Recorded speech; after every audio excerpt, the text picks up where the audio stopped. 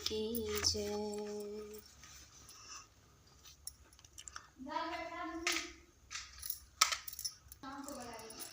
सुरति वेग दृढ़ मन पवना, ऊर्ध्वयोनि मुख फेर। कर विलीन स्वच्छंद हो, गो 25 गुण चेर। आत्मिक चेतन प्रवाह को अंतर्मुख कर मन पवन को दृढ़ स्थिर करके इनके अर्ध प्रवाह को घुमाकर इनके मूल केंद्र में लय शांत करके योगी स्वच्छंद हो अपने आत्म स्वरूप में स्थित होता है और प्रकृति की इंद्रियां और उनके गुण स्वभाव आत्मा के अनुकूल होकर वर्तने लगते हैं।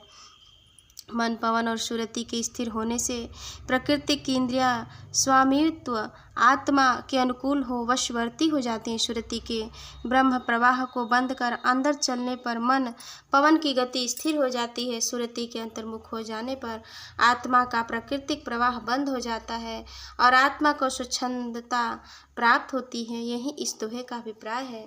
पंथ ऊर्ध्वगामी चले, छुटत 5 शरीर। पदम पत्र जल भासता, जीवन मुक्त पर धीर। विहंगम मार्ग पर चलने वाले योगी पथिक के 5 शरीर छूट जाते हैं और वह जल कमलवत संसार में प्रकाशमान हो दृढ़ मनस्वी होकर प्राकृतिक पार चिदाकाश में अनुभव गमन कर जीवन मुक्त हो जाता है।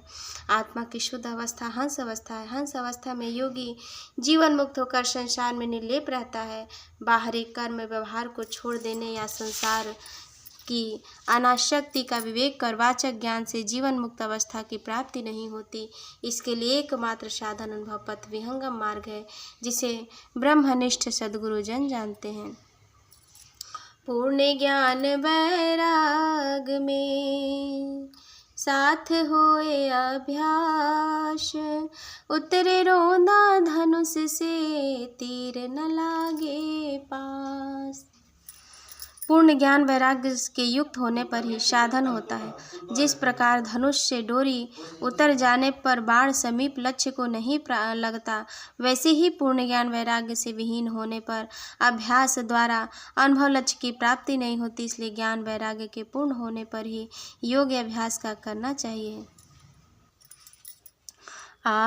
आहार नींद के अल्प में दृढ़ होए अभ्यास, निश्चय नियम विलास में वर्धत विमल विकास। आहार और निद्रा के अल्प होने से दृढ़ अभ्यास होता है। संयम पुरुष नियमित व्यवहार में के रखने से सुखपूर्वक पवित्र आत्मा विकास की उन्नति करता है। आहार विहार नियमित युक्त होने से संतुलित पौष्टिक पदार्थों के सेवन से शरीर में पुष्टि और स्फूर्ति रहती है। सात्विक और शीघ्र पाचक पदार्थ के सेवन करने से तमोगुण का विकास विशेष अभाव रहता है। इसलिए साधक शरीर की रक्षा मात्र के लिए पौष्टिक पदार्थों का सेवन करें।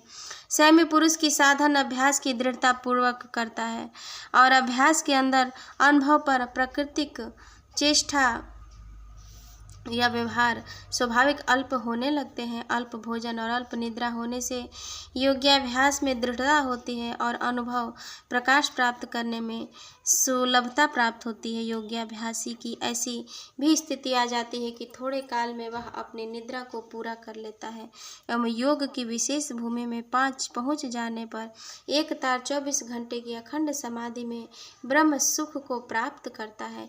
इसलिए योग्याभ्यासी अनुरागी पुरुषों का आवश्यक है कि ब्रह्म विद्या योग मार्ग में प्रवृत्ति होने के लिए संयम नियम पर विशेष ध्यान देकर आत्मोन्नति के लिए प्रयत्न करें।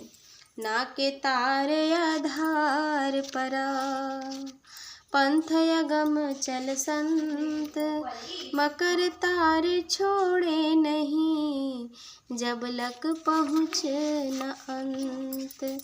योग के अंतर अनुभव ब्रह्म प्रभा के प्राप्त हो जाने पर विशेष स्थान से एक प्रतिभा अंदर प्रकट होती है, जिसे मकर तार प्रत्यक्ष हो जाता है।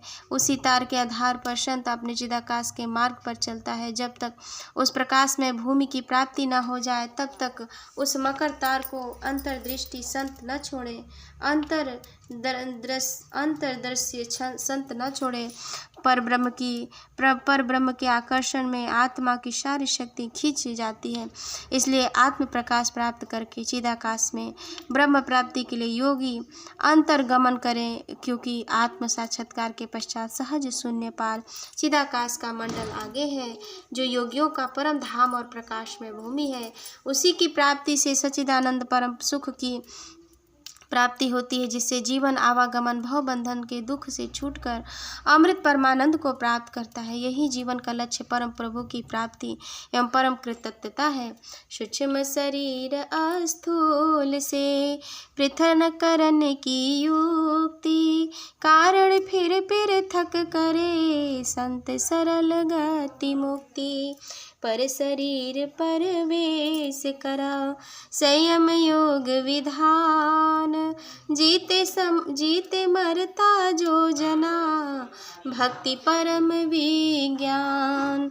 इंगला पिंगला सुस्मना योग युक्ति समकीन, नाक पृष्ठ में आरूहम स्वर्वधाम सुख लीन।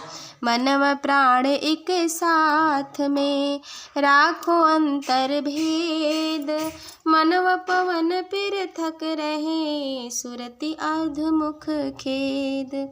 दिव मंडल के गाम्य में नाका पार निवास, टलो न पल भर धाम से यह रहस्याभ्यास। मन व पवन को पलट करा सीधा कमलय नाम, स्वह मंडल अनुभव करूं कातुक चेतयना। प्रेम से बोलिए सद्गुरुदेव भगवान की जय।